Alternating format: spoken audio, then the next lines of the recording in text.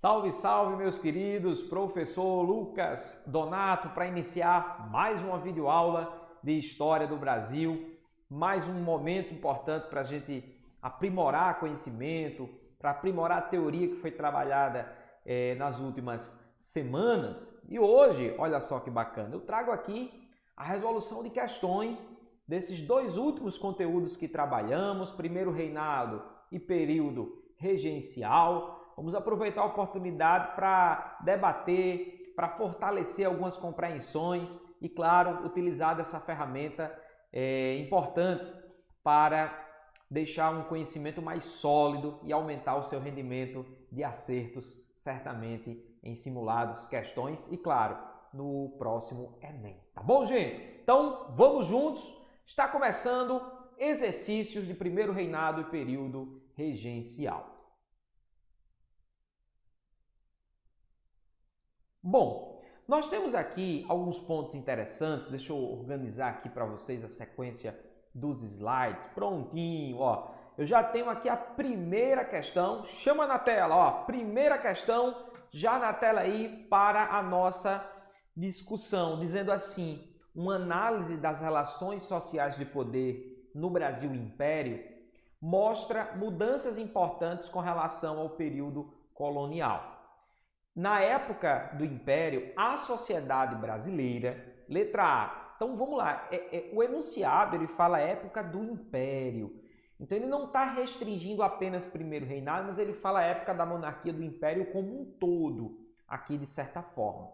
E nós temos aí, letra A, tornou-se mais democrática, com o declínio acentuado da escravidão depois de 1840 e com a vinda de imigrantes europeus que traziam ideias modernizadoras. Gente, vamos com calma, né?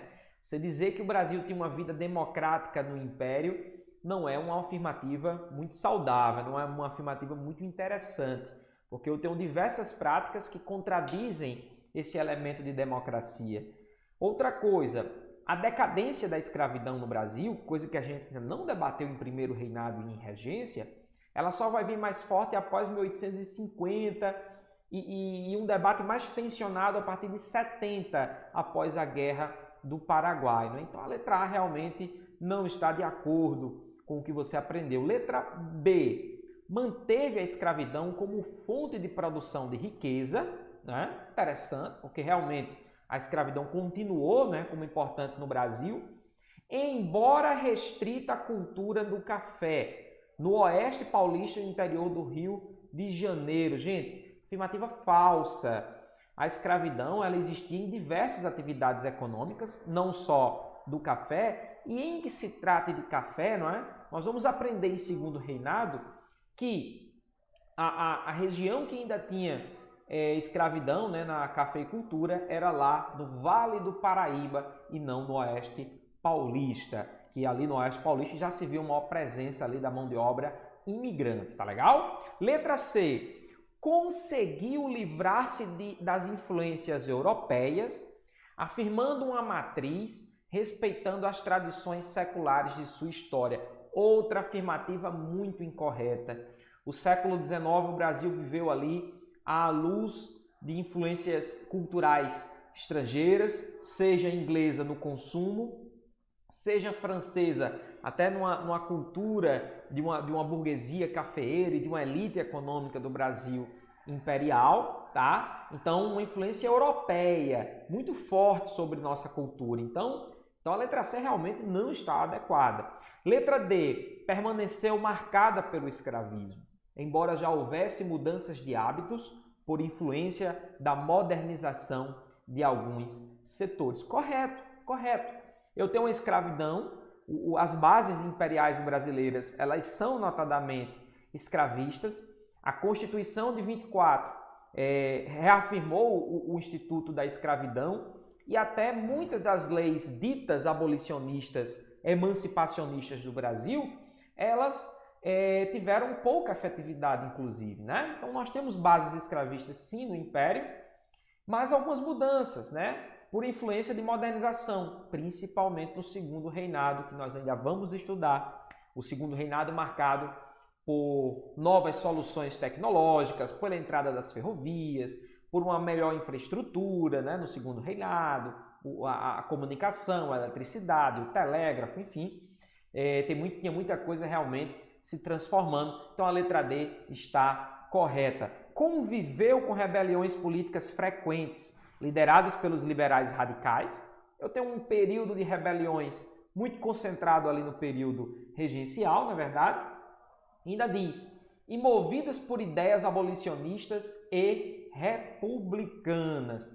Pessoal, eu não tenho muitas revoltas de caráter abolicionista que nos possa trazer como uma tônica frequente no Brasil Império, tá? Por exemplo, nenhuma das revoltas, exceto a revolta dos malês, que, claro, tinha um perfil que discutia um pouco a questão escravidão, mesmo que com algumas ressalvas, a letra E ela generaliza um pouco a interpretação dessas rebeliões frequentes e, sobretudo, com a condição de abolicionista e republicana. Então, a melhor alternativa para você marcar na questão 1 é a letra D de dado, mas não se preocupe, de propósito eu trouxe uma questão que abrange um pouco a ideia de conhecimento de Brasil Império e toca também em conhecimentos que se referem a Segundo Reinado. Fica comigo que vai dar tudo certo. Chama a questão 2, ó. Chamando aqui na tela a questão 2,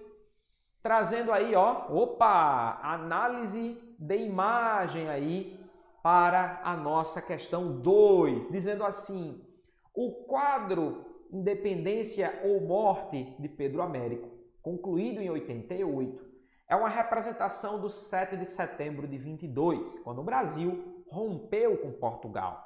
Essa representação enaltece o fato e enfatiza a bravura do herói Dom Pedro, ocultando que, ou seja, ele quer algo que este quadro afasta, que ele oculta, né? Que ele encobre de certa forma, tá? O quadro do Pedro Américo, contido aí no livro, a referência é a do livro, né? Nós sabemos que o quadro é do Pedro Américo. O quadro do Pedro Américo, ele tenta mostrar Dom Pedro heróico, né? Como líder, como grande protagonista, quase que como doador da nossa independência, né?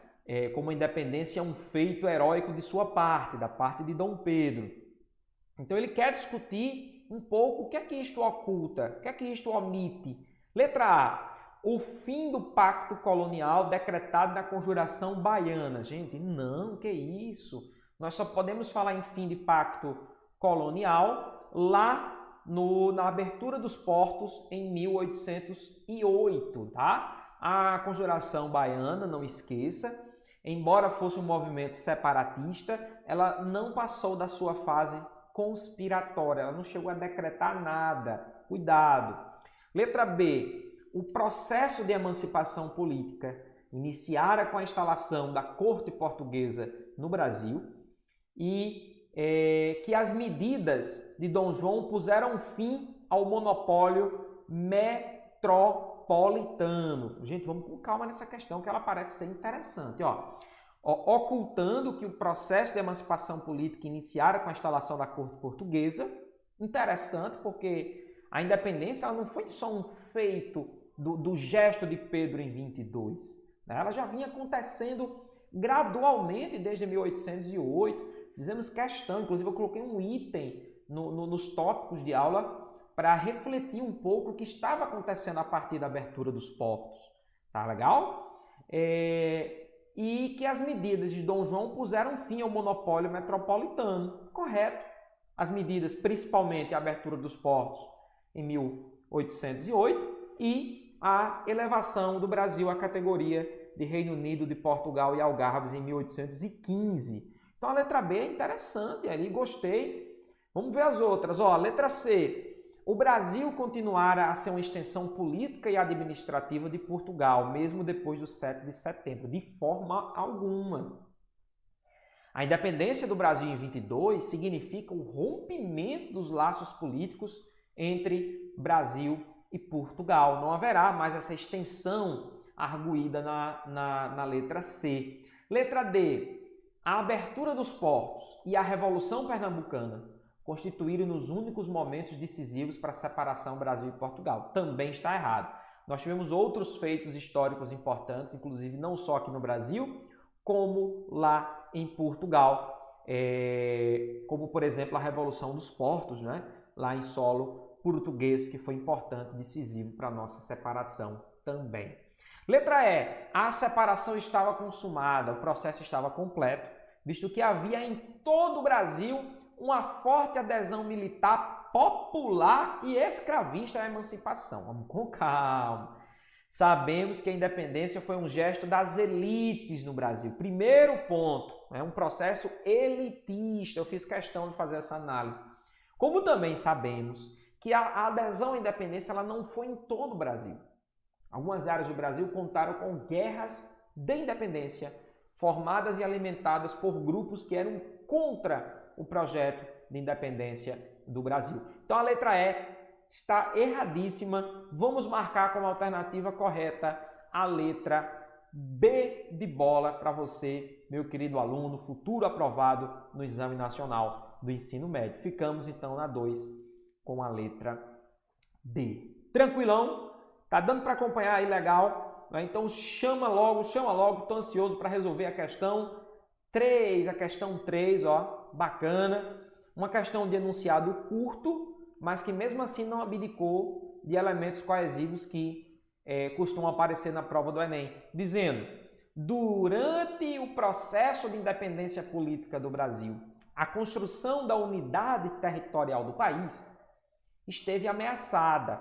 Por quê? Letra A.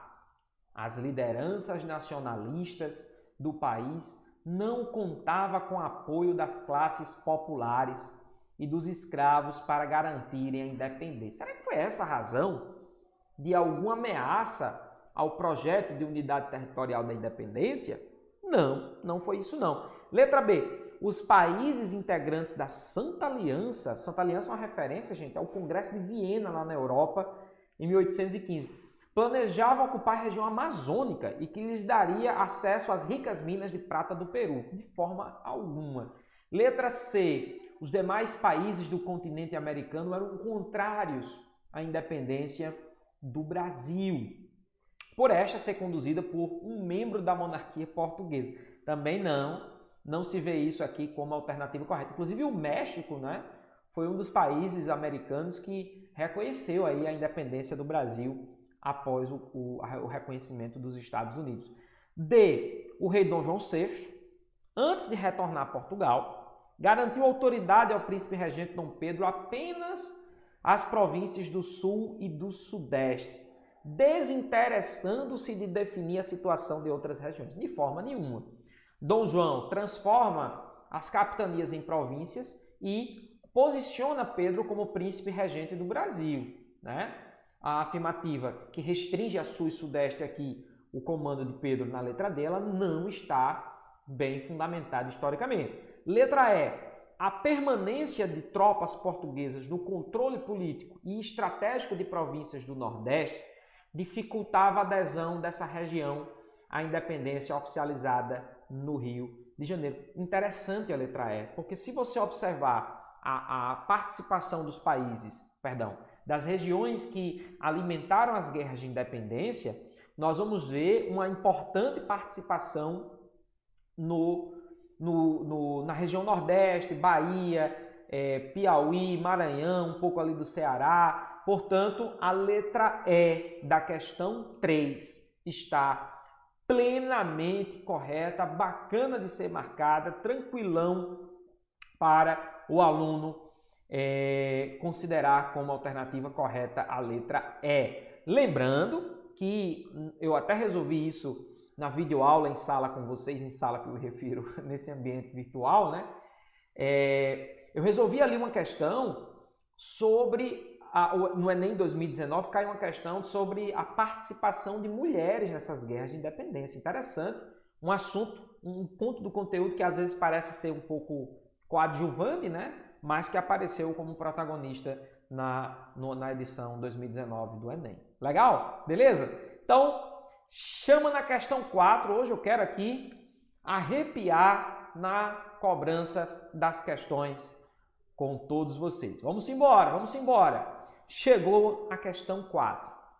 A monarquia liberal, estruturada no Brasil com a outorga da Constituição de 24, conviveu até o final do século XIX com contradições relativas. Pera lá.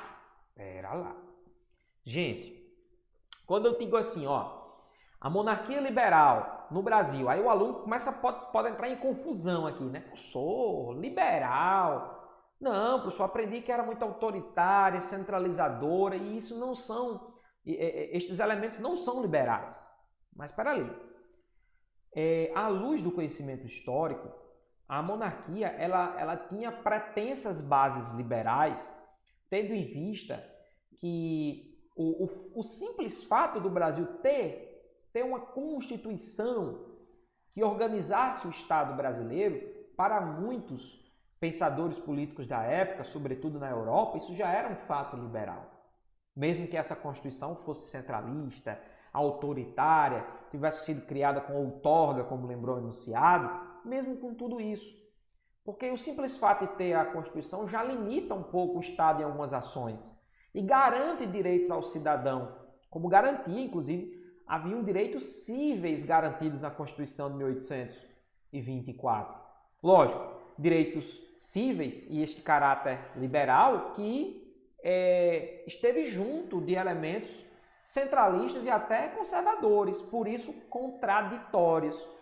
E é isso que a questão 4 quer. Marque uma alternativa que apresente algo contraditório de um Estado, de uma Constituição que se pretendesse liberal, né? Que contradiga essa ideia. Ele quer o contraditório. Letra A presença do trabalho escravo. Peraí, o trabalho escravo, ele é uma contradição de bases liberais? Claro que é. O pensamento liberal, ele é incompatível com o sistema escravista, embora ele esteve contraditoriamente associado em diversas regiões. Mas é, sim, oposto, né? A própria liberdade do homem. Da religião oficial, claro, a religião oficial que, de alguma forma, tolhia uma liberdade religiosa de culto, tá? O Estado brasileiro era um Estado confessional, católico, embora permitisse um culto de outras religiões em âmbitos privados, mas oficialização religiosa é uma medida contraditória a uma liberalidade política, e do poder moderador. Esse nem conta, né? Esse aí é uma contradição extrema ao pensamento das liberdades políticas. Então a letra E já é bacana. Eu tenho 3 institutos na letra A, né? Corrigindo letra A, 3 elementos na letra A que são sim contraditórios a uma perspectiva liberal que se era projetada para o Estado brasileiro, né, após a independência. Letra B. Manutenção dos laços de dependência com a Casa Portuguesa de Bragança. Nós não tínhamos tal manutenção dessa dependência, isso já foi até tratado em outra questão. O controle dos partidos políticos pelo Estado e a ausência de um sistema eleitoral. Calma. Não havia total controle, houve época que o imperador conseguiu manipular alguns desses partidos. Lembramos de Dom Pedro II no parlamentarismo às avessas. Mas não é um controle também completo da organização partidária, que fique bem claro. E erra a letra C quando diz a ausência de um sistema eleitoral. Não, nós tínhamos sim um sistema eleitoral, um sistema indireto, um sistema censitário e também escravista, né? Então a letra C está errada para trazer elementos, porque esses elementos não são coerentes, como são os da letra A. Letra D, a prática de reforma agrária nos moldes portugueses, concretizada com a Lei de Terras de 80. Não, a Lei de Terras é de 50, que fique claro, e não há essa reforma dita agrária da letra D. Letra E, ao controle do sistema educacional pelo Estado monárquico que garantia livre acesso a todos à escola. Também não. Essa ideia de liberdade e acesso educacional, isso vai ser construído apenas no Brasil República, não no Brasil império. Então a resposta, eu considero essa questão uma questão de maior sensibilidade teórica, talvez de um nível um pouquinho mais aguçado em relação às últimas que eu resolvi, mas a resposta aí da questão 4 vai ficar com a letra A. Tá legal? Beleza, gente? Tranquilo? Chama então a próxima questão, a questão 5, dizendo assim, essa daqui, preste atenção, a clássica questão de Brasil Império, aquela questão tradicional, que vai falar da Constituição de 24, das características, merece muito sua atenção, aluno. Se ligue, a independência, porém, pregou uma peça nessas elites. Um ano após ser convocada, a Assembleia Constituinte foi dissolvida em seu lugar, o imperador designou um pequeno grupo para redigir uma constituição digna dele, ou seja, que lhes garantisse poderes semelhantes ao dos reis absolutistas.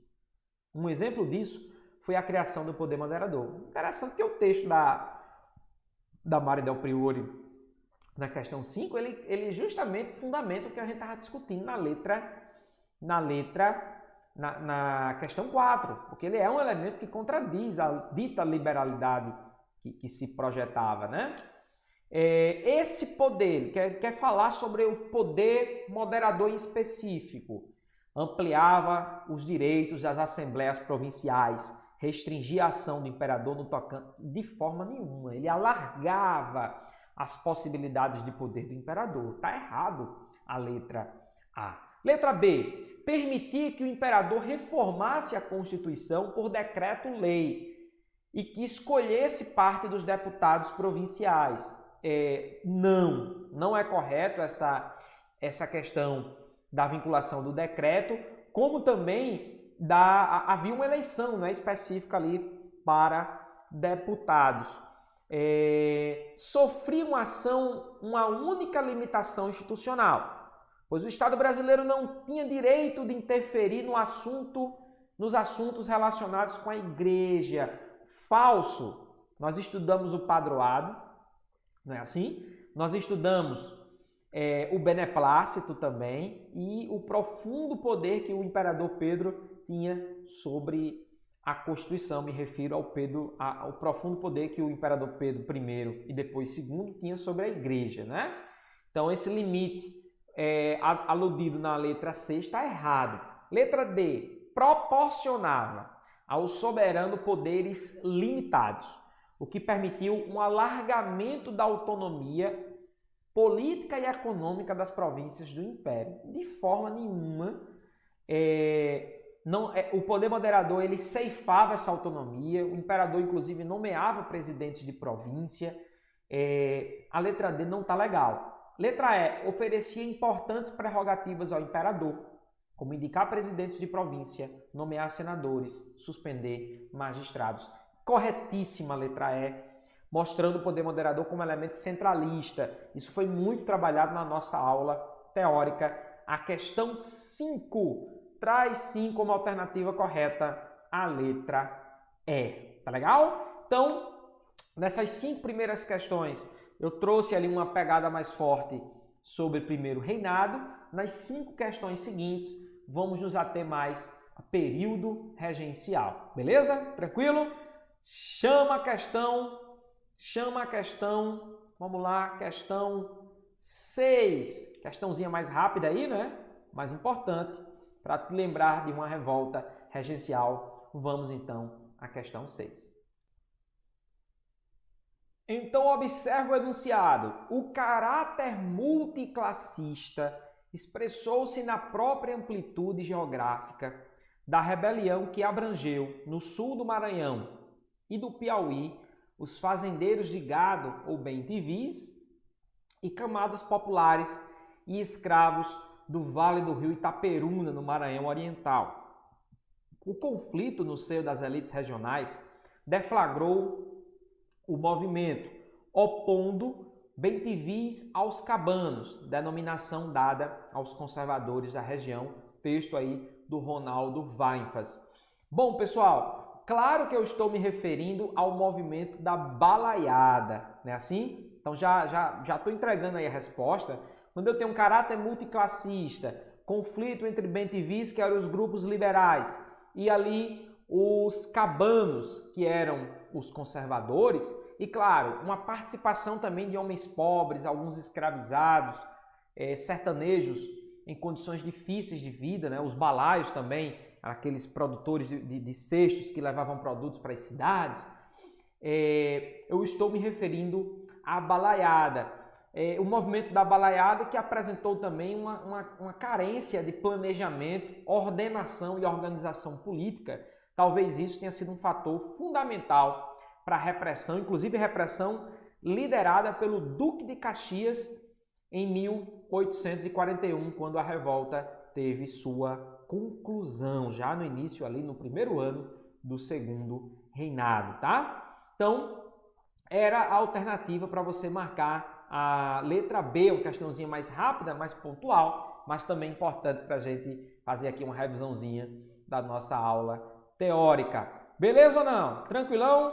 Vamos chamando a questão 7 aqui na tela para a nossa discussão. Questão 7 diz assim: no contexto histórico das transformações ocorridas no século XIX, que envolveram questões da identidade nacional e da política no Brasil após a abdicação de Dom Pedro I, ocorreu uma grave crise institucional. As tentativas de superação por meio das regências provocaram uma série de revoltas, como a Sabinada na Bahia, a Balaiada no Maranhão e a Cabanagem no Pará. A superação da crise, que coincidiu com o fim do período regencial, deveu-se ao que? Ou seja, a letra 7, a questão 7 se refere a um processo de crise, um processo de instabilidade política generalizada que se viu no período regencial, de ameaça das nossas instituições políticas, de questões da nossa identidade que estavam tensionadas durante o período, e ele quer o que superou tudo isso. Ele quer o elemento que marca o fim da regência. E ora, você já sabe, é uma informação simples do que marca em 1840. Vamos ler as questões. Letra A. A antecipação da maioridade do príncipe herdeiro. Já tá bacana, não é? Vamos lembrar um pouquinho? Bora lá. De 31 a 37, eu tive o avanço liberal no período regencial, com a regência trina provisória, a trina permanente e ainda a regência una de Feijó. Lá na trina permanente, o auge desse avanço liberal foi com a criação do ato adicional de 1834, que era, sem sombra de dúvidas, predominantemente liberal. Ei, vem cá, você está lembrado do que aconteceu no ato adicional? Vamos lembrar aqui?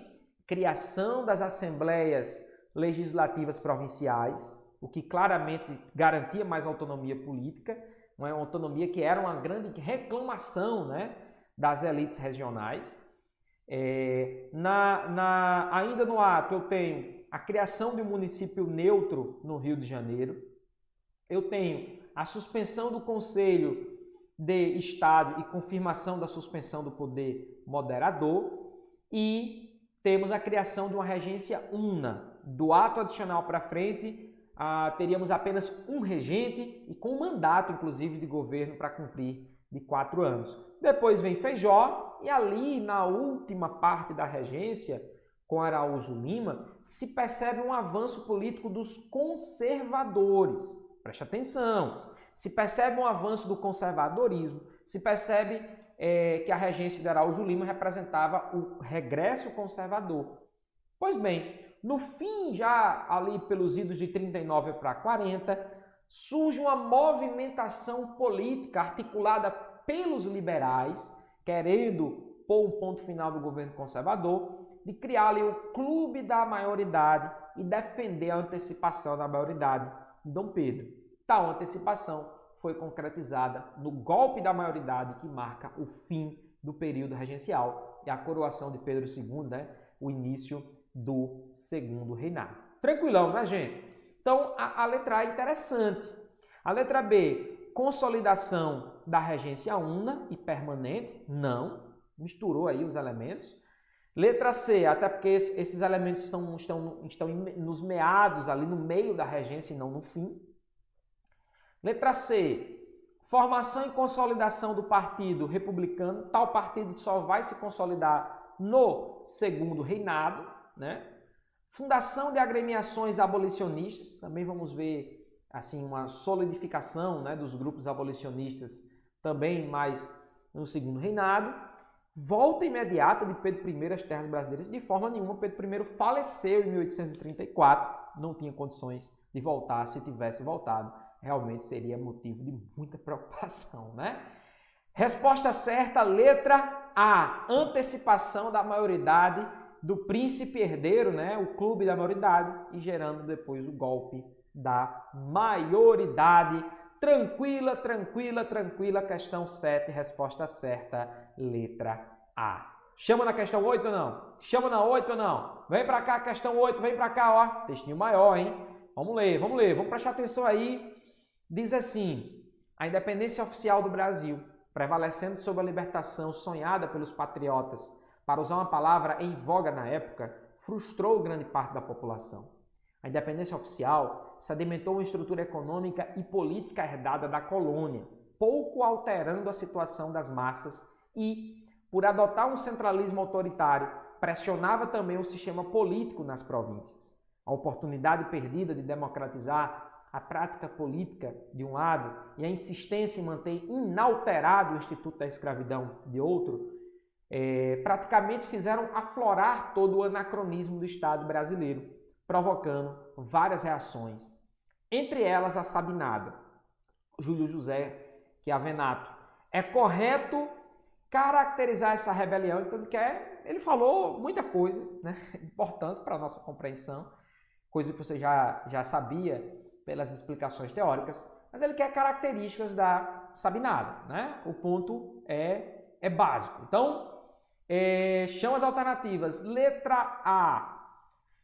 Um movimento apoiado pelas camadas médias urbanas, camadas médias e baixas de Salvador, não sei de onde eu tirei esse urbano, que tomou o poder da cidade e separou a província da Bahia do resto do império, provisoriamente até a maioridade de Dom Pedro de Alcântara. Olha aí que interessante, realmente um movimento de camadas médias.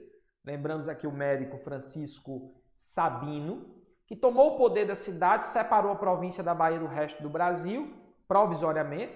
Lembre-se que a República Baiense, a república projetada pelo movimento da Sabinada, era provisória mesmo até a maioridade. Beleza, só que terminou sendo reprimido o movimento, né, em 1838 ainda aproximadamente, mas a letra A, eu acredito que o projeto, né, era de separação até a maioridade, só adicionando, né, a compreensão, a repressão veio ainda antes da maioridade. Então, a letra A pode sim ser considerada interessante, mas vamos ver as outras. Letra B. A mais radical revolução social ocorrida no Brasil no século XIX, né? Acho que deu realmente uma exagerada. Por exemplo, a cabanagem teve um caráter mais intenso, certamente, do que a Sabinada. Já que o governo Sabino foi efetivamente revolucionário, extinguindo o trabalho cativo em terras baianas, isso não vem a se consolidar. Letra C. Um episódio marcado pelo ingênuo republicanismo dos rebeldes baianos, derivados das reformas políticas ocorridas nos Estados Unidos, do presidente Monroe, de forma nenhuma, né, gente? Pelas caridades. Letra D. Uma rebelião elitista apoiada em setores da elite, brancos, proprietários e letrados, que defendia o separatismo como forma de preservar. Não se tratava de uma revolta genuinamente elitista. E letra E. Uma revolução liberal radical, inspirada no parlamentarismo inglês, que exigia a imediata convocação de uma Assembleia Nacional Constituinte, de forma nenhuma.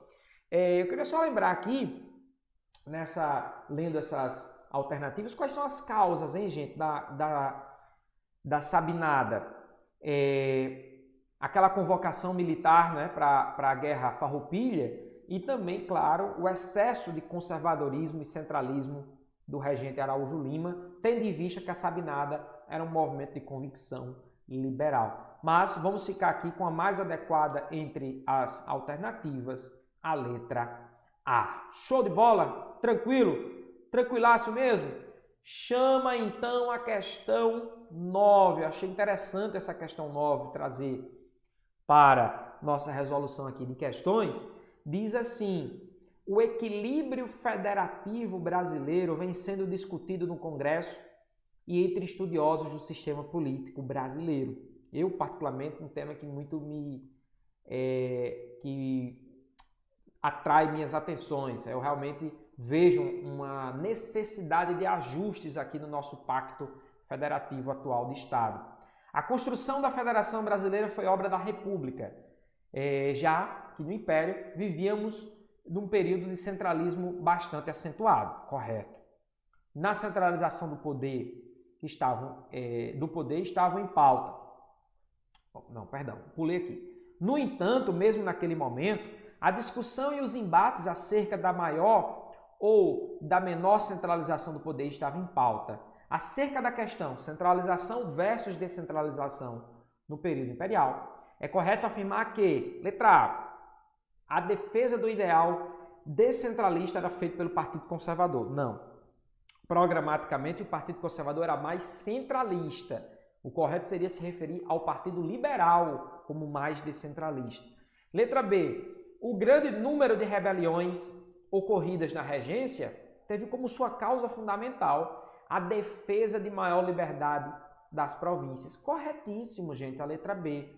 A discussão em torno da autonomia, centralização versus descentralização, teve como grande mote de estímulo, as revoltas. Lembra a Farroupilha, com esse caráter, a própria Sabinada, a cabanagem.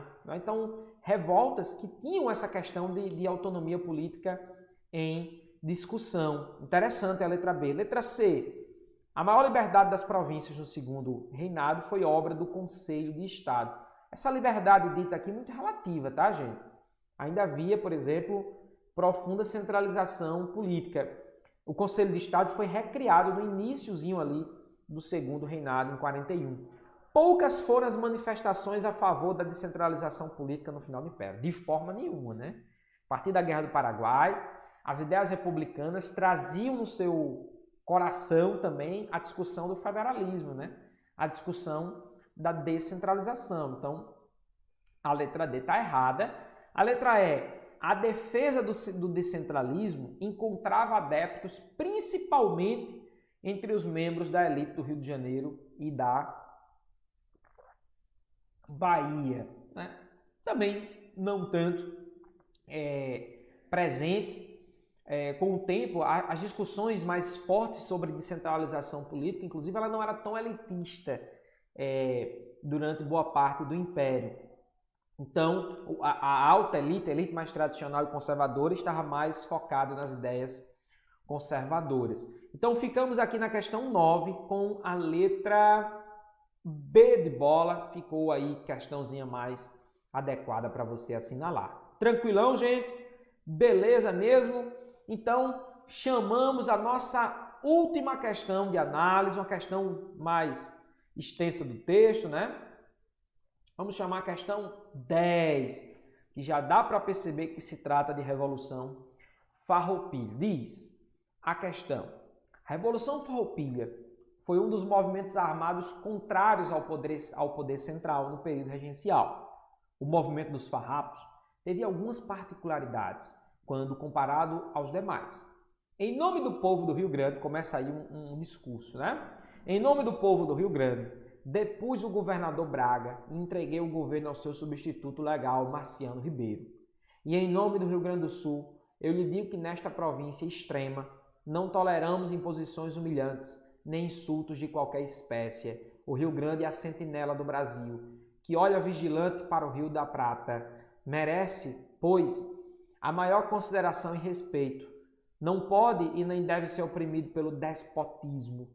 Exigimos que o governo imperial nos dê um governador de nossa confiança, que olhe pelos nossos interesses, que pelo nosso progresso, pela nossa dignidade, ou nos separaremos do centro e com a espada na mão saberemos morrer com honra ou viver com liberdade.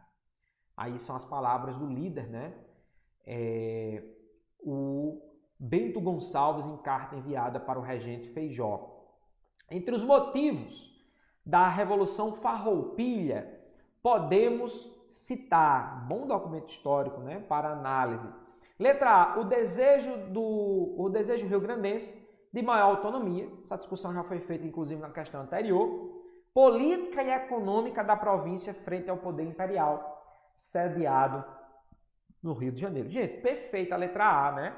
Essa autonomia econômica específica do movimento Farroupilha faz menção, gente, àquela questão da charque, né? A charque gaúcha que estava desprotegida, a charque gaúcha que não contava, né, com a liberdade ali de um protecionismo em seu favor, cobrando impostos sobre produtos externos. Letra A, legal, realmente era uma causa forte, né? Letra B, a incorporação ao território brasileiro da província da Cisplatina. Não.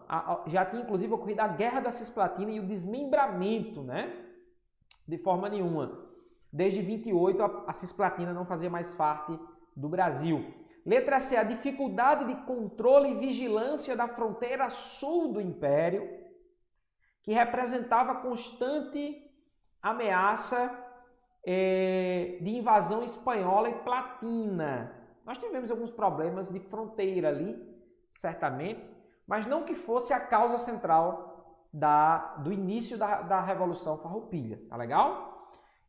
Invasão espanhola também não está adequado. Letra D, a proteção do charque rio-grandense pela corte. Opa! Evitando a concorrência do charque estrangeiro e garantindo os baixos preços dos produtos locais. Interessante aqui essa questão, pois ela a questão narra a letra B como se a proteção do charque tivesse sido concretizada e isso tivesse sido uma causa. E isso não é correto. O que estava acontecendo que causou é a desproteção, a não proteção do charque gaúcho, né?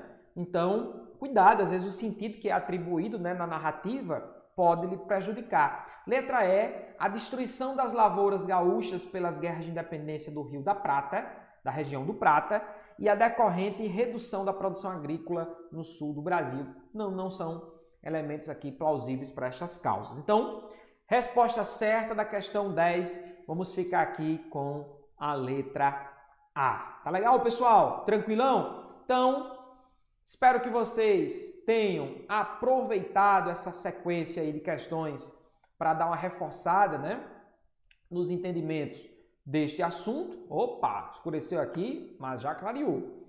Agradeço mais uma vez sua atenção e, claro, lembro que estamos disponíveis para eventuais dúvidas nessas questões aí que sempre aparecem para a gente reforçar essa compreensão. Tá bom, gente? Um grande abraço para todos vocês. Ficamos por aqui. Até a próxima aula.